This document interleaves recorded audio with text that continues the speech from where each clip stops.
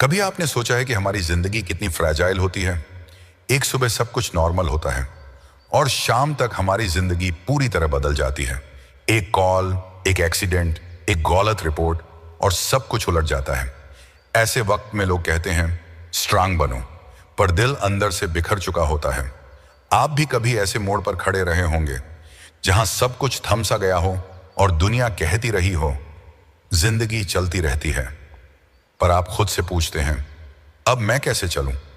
ऐसे ही एक मोड़ पर खड़ी थी शेरिल सैंडबर्ग। शेरिल, जो फेसबुक जैसी बड़ी कंपनी की सीईओ थी, जिनकी जिंदगी बाहर से एकदम परफेक्ट दिखती थी, अचानक उनके पति डेव की अचानक मौत हो गई। एक झटके में जिंदगी का पूरा ढांचा बिखर गया।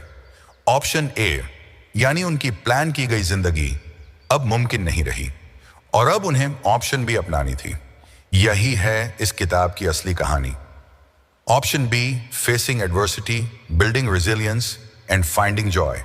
ये सिर्फ दुख की कहानी नहीं है, ये वापसी की कहानी है, ये रेजिलियंस की कहानी है और ये हर उस इंसान की कहानी है जिसने कभी किसी अपने को खोया है, या अपने सपनों को खोया है, या खुद को खो दिया है।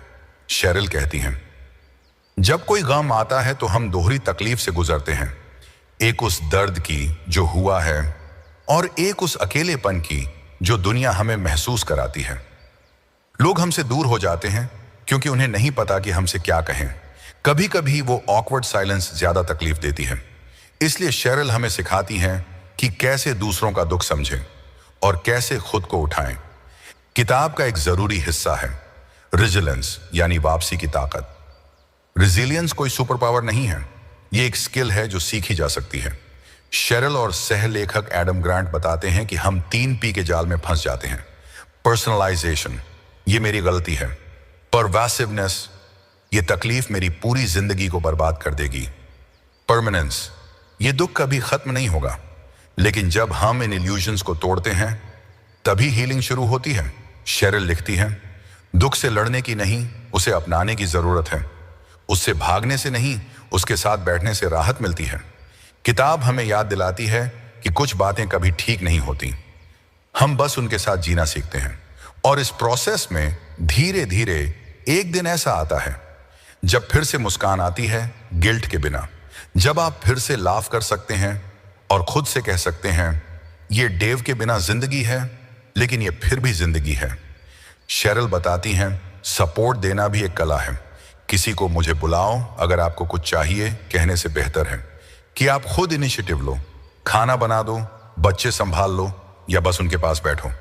और जब आप खुद उस ग्रीफ से गुजर रहे होते हो तो खुद को एक्सप्रेस करना, जर्नलिंग करना, अपनी फीलिंग्स का नाम लेना, ये सब हीलिंग के स्टेप्स हैं। ऑप्शन भी सिर्फ शोक से बाहर निकलने की कहानी नहीं है, ये आगे बढ़ने की भी कहानी है।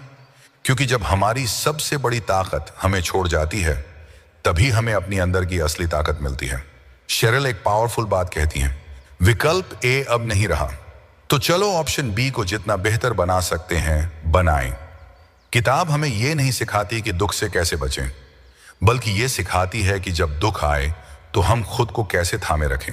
तो अगर आप भी किसी ऑप्शन ए को खो चुके हैं तो याद रखिए, आपकी ऑप्शन बी भी ब्यूटीफुल हो सकती है।